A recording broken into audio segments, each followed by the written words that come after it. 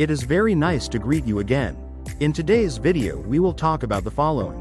What is normal puppy biting? How to control it? Naturally, you want to know how to teach your puppy not to bite things. But is it really possible? Is it ethical? After all, in a sense, it's like teaching a child not to touch anything with their hands. Is that kind of behavior possible? Let's talk about puppy biting and chewing. What's normal, what's not, and how you can control it. Why do puppies bite and chew? Biting behaviors from puppyhood begin at an early age. In fact, even before they're old enough to open their eyes, they feel with their paws and snouts.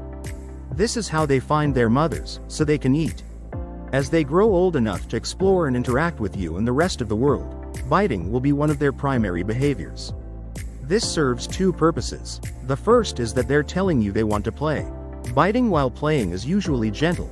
They're not trying to attack you, of course. But puppies are often unaware of their own strength or how sharp their tiny teeth are. This also influences the second reason. Puppies bite, gnaw, chew, and put things in their mouths, including your hands, because they're still learning how their mouths work. There's also the fact that they're most likely teething. This is painful for children and puppies. When teeth grow in, they have to break through the gums, leaving them swollen, tender, and painful. Chewing on objects during teething helps relieve that feeling, even if only temporarily. What's normal about biting and chewing? It's best to think of this as a stage. As they gain more experience with the world, they'll begin to learn not to bite everything. Their teeth will have come in and won't need teething to relieve their sore mouth. They'll have learned that some things are hard, others are soft, and others taste horrible, and they'll associate sights and smells with tastes and sensations. By the time a puppy is 5 or 6 months old, they'll bite and chew much less. They'll probably still bite things too hard from time to time, but they'll be more selective about it.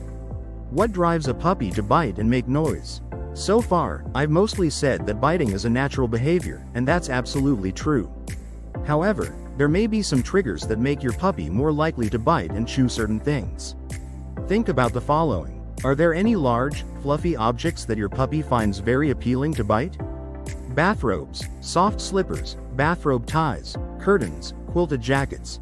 These are usually similar to the objects you allow them to bite, and sometimes they may even be infused with delicious, to the dog, scents and flavors. They're nervous and use biting and chewing as a defense mechanism. You can often identify sources of stress and eliminate them, or simply spend more time with them to tire them out so they don't have the energy to chew. Are they teething? If they tend to chew on harder, sturdier objects, they may be trying to soothe their gums. There's not much you can do to stop it, but it's not a long phase. Exercise, rest, and regular meals also help. In fact, sometimes your puppy bites just because they're hungry and want to eat, but don't know how to express it. Can puppy biting be prevented? No, not really. It would be like telling you not to move your tongue. Not only is it an unconscious and totally necessary behavior, but it's practically impossible if you want to live and enjoy life. However, that doesn't mean you can't control puppy biting. The goal isn't to completely restrict the behavior. Rather, it's about keeping him away from things he shouldn't chew, teaching him that some things are bad to chew, and teaching him self-control. What not to do. Don't play roughly or encourage biting. Yes, flipping a puppy over and scratching his belly while he tries to nibble at you is adorable, but it also encourages him to overdo it and bite. Be wary of any excessive play that encourages biting, especially if it's something your puppy catches.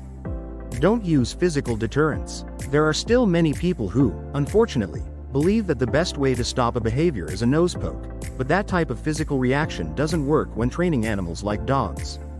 Don't blindly follow advice from the internet. Every puppy is different and will respond differently to different actions and reactions.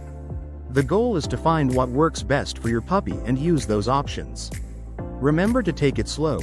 A newborn puppy is not going to be disciplined or well-behaved right away. It is a pleasure to inform you and help you. If you have not subscribed to the channel, you should do it now. Take care of yourself and your furry friend. A hug, and until the next video.